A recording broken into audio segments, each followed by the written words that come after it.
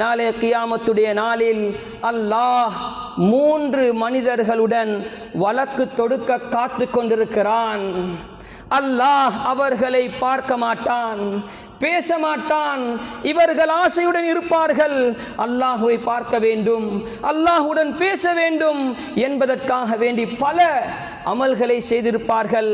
என்றாலும் அல்லாஹ் 3 மனிதர்களுடன் அன ஹஸ்முஹும் யௌமல் கியாமத்தி ஸலாஸத்துன் அன ஹஸ்முஹும் யௌமல் கியாமா, கியாமத்துடைய நாளில் 3 பேருடன் நான் வழக்கு தொடுப்பேன் என்று அல்லாஹு தஆலா கூறுகிறான். முதலாவது மனிதர் யார் தெரியுமா? ரஜுலுன் அதாபி சும்ம கதர. ஒரு மனிதர் ஒரு பொருளை கொடுக்கிறார். எப்படி கொடுக்கிறார்? எனது பேரை சொல்லி கொடுக்கிறார். நல்ல பொருள், தரமான பொருள், எடுத்துக்கொண்டு செல்லுங்கள், நம்முடைய வீட்டுக்கும் எடுப்பது இந்த பொருளை தான், நானும் பாவிப்பது இந்த பொருளை தான். அவர் நம்புகிறார், அல்லாஹ்வை சொல்லிவிட்டார், அல்லாஹ்வுடைய பேரை சொல்லிவிட்டார். இதற்கு பின்னால் நான் நம்பாமல் இருக்க முடியாது. அல்லாஹ்வை முன்வைத்து விட்டார், நம்பி எடுத்துக்கொண்டு செல்கிறார். அவர் ஏமாற்றப்படுகிறார். இந்த மனிதர் எப்படி பெரிய கோடான கோடியை சம்பாதித்தாலும், ஹஜ்ஜுக்கு மேல் ஹஜ்ஜி செய்தாலும், உம்ராவுக்கு மேல் உம்ரா செய்தாலும், கண்ணியமானவர்களே, இவர் அல்லாஹ்வுடைய பேரை கொண்டு அந்த பொருளை கொடுத்து ஏமாற்றியவரை அல்லாஹ் நாளே கியாமத்துடைய நாளில் வழக்கு தொடுக்க காத்து கொண்டிருக்கிறான் என்பதை மறந்துவிடக்கூடாது. இரண்டாமவர் ஸல்லல்லாஹு அலைஹி வஸல்லம் அவருடைய காலத்தில் அடிமைகளுக்கு ஒரு சட்டம் இருந்தது. அந்த காலத்தில் ஒரு சுதந்திரமான ஒரு மனிதனை எடுத்துக்கொண்டு சென்று இவர் ஒரு அடிமை என்று கூறி விற்று அந்த சாப்பிடக்கூடிய அந்த மனிதனையும் அந்த மனிதனுடனும் ஸல்லல்லாஹு அலைஹி வஸல்லம் அவர்கள் கூறினார்கள், அல்லாஹ் வழக்கு தொடுக்க காத்து கொண்டிருக்கிறான் என்று. மூன்றாமவர் ரஜுலுன் இஸ்தஅஜர அஜீரன், ஒரு மனிதனை கூலிக்கு அமர்த்துகிறார், வேலைக்கு எடுக்கிறார், அவரை வைத்து புலிகிறார். முடிந்த அளவு அவருடைய வேலையை விட அதிகமாக வேலை வாங்குகிறார். 8 மணியிலிருந்து 5 மணி வரைக்கும் தான் வேலை, அதுதான் எக்ரிமெண்ட்.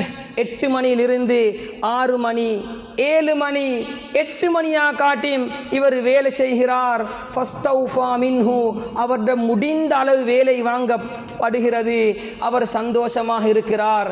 மாஷா அல்லாஹ், 5 மணியானா இவ்வளோ தாருண்டாரு, 6 மணி ஆகிட்டு, 7 மணி ஆகிட்டு, 8 மணி ஆகிட்டு, ஓவர் டைமில் பெய்த்து கொண்டு நிற்குது, இன்னும் கொஞ்சம் கூட கிடைக்கும் என்று சந்தோஷமாக வேலை செய்து கொண்டு இருக்கிறாரு.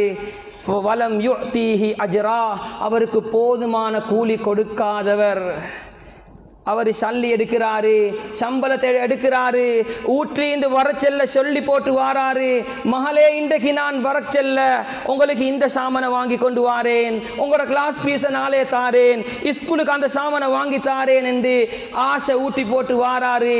சம்பளத்தை எடுக்கிறாரு, உள்ளம் கரைந்து வடிகிறது. சகோதரர்களே, எத்தனை பேர்கள் அழுது கொண்டிருக்கிறார்கள்.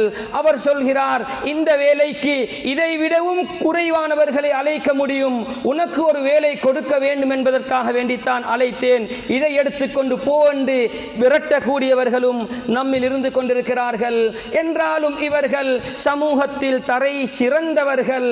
இவர்கள் அமல்களை மலைக்கு மேலால் மலையாக அமல்களை அடுக்கிக் கொண்டவர்கள். அந்த மனிதர் என்ன சொல்வதற்கு, யாரிடத்தில் சொல்வதற்கு?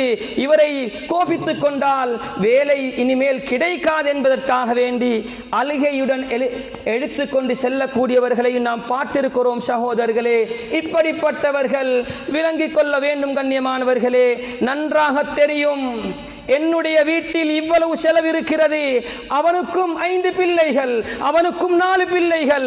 அவர்கள் மண்ணை சாப்பிடக்கூடியவர்கள் அல்ல, அவர்களும் நம்மை போன்றுள்ளவர்கள். அவர்களுக்கும் தேவை இருக்கிறது, அவர்களுக்கும் கஷ்டம் இருக்கிறது. அதை நினைத்து கூலியை கொடுக்க வேண்டும் என்று தெரியும். என்றாலும் அவர்கள் அதை தெரியாதவர்களை போன்று நடிக்கிறார்கள்.